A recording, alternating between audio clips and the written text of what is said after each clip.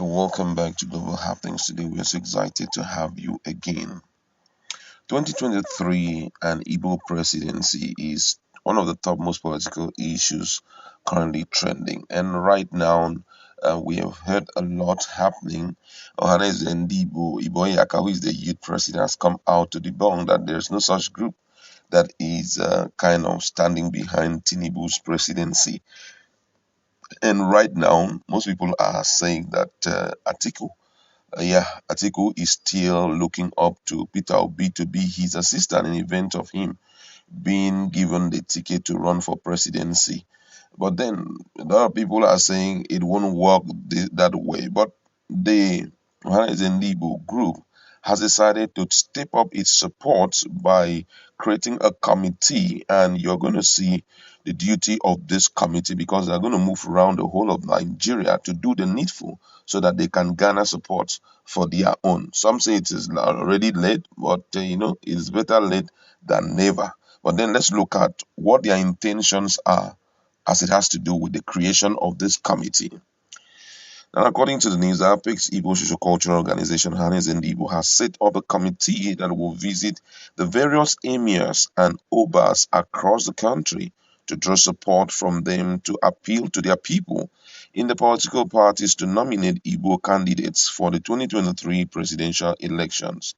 The president of the Anambra State branch of Hanese, Obi Chukwuemeka Udodeme, who spoke as a presidential aspirant on the platform of All Progressive Grand Alliance (APGA), Professor Peter Umedi interacted with the leadership of Hanese, during which they formally informed him of his aspirations, said the Igbos were leaving no stone unturned to ensure that for the sake of equity and justice, the next president of Nigeria would be an Igbo man.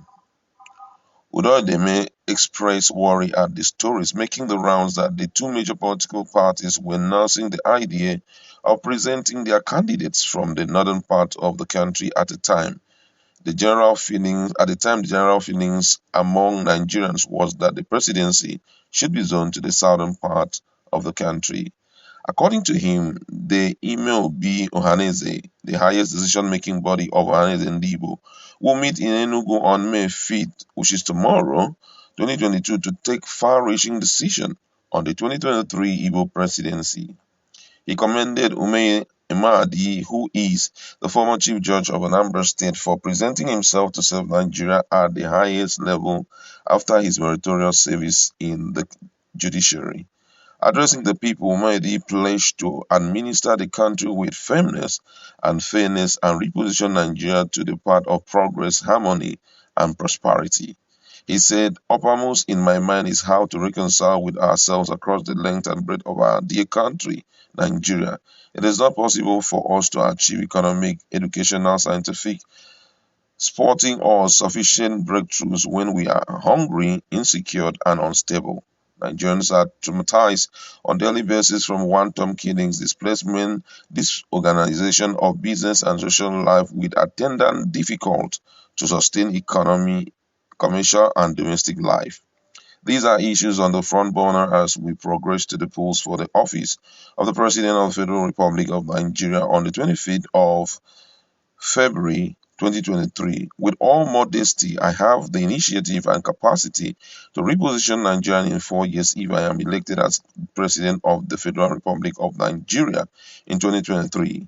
My antecedent and medal guide me to step out with the triple banner of the rule of law, separation of power, and due process, which should engender security for life and property, economic revitalization, and prosperity, which in itself represents a fulfilled and a happy life.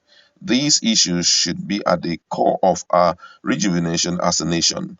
We know that insecurity, amongst other fallout, has driven our people away from the farm, creating artificial scarcity of food and earning powers. We live with the dilemma of funding and even making long-term plans on camps harboring internally displaced people when the country is neither at war nor struck by a major national disaster. In a place like the Southeast, it has become normal not to work on Mondays stemming from circumstances of nationhood and inclusiveness for which other channels of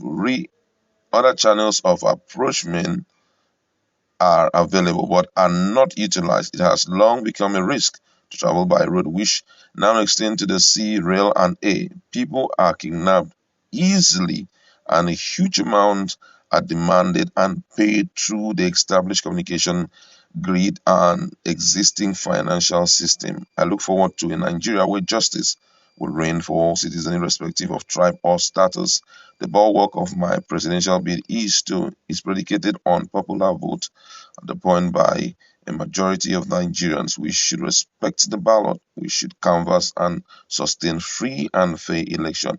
Let only the valid votes count. I hope Buhari Igbo worldwide and the Anambra State chapter will remember that it has a duty to ensure in vigorous there is vigorous voters education to ensure that all eligible voters who are 18 years and above register to vote and obtain their permanent voters card.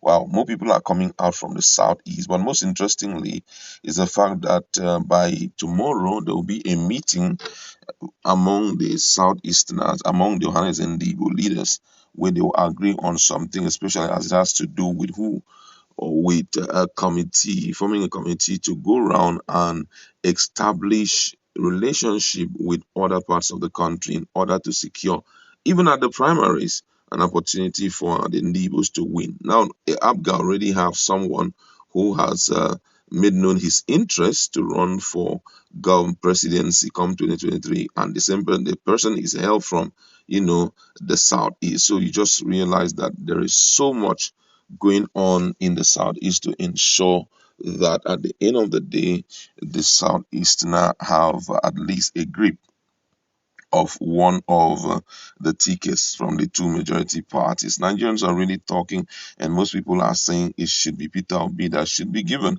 But at a time like this, where these things cannot be extended as a right to somebody, no matter who you are, it is high time that all those who are, planning to feature as a presidential aspirant do the needful by putting their axes together to ensure at the end of the day they come out smoking as flag bearers for their individual party.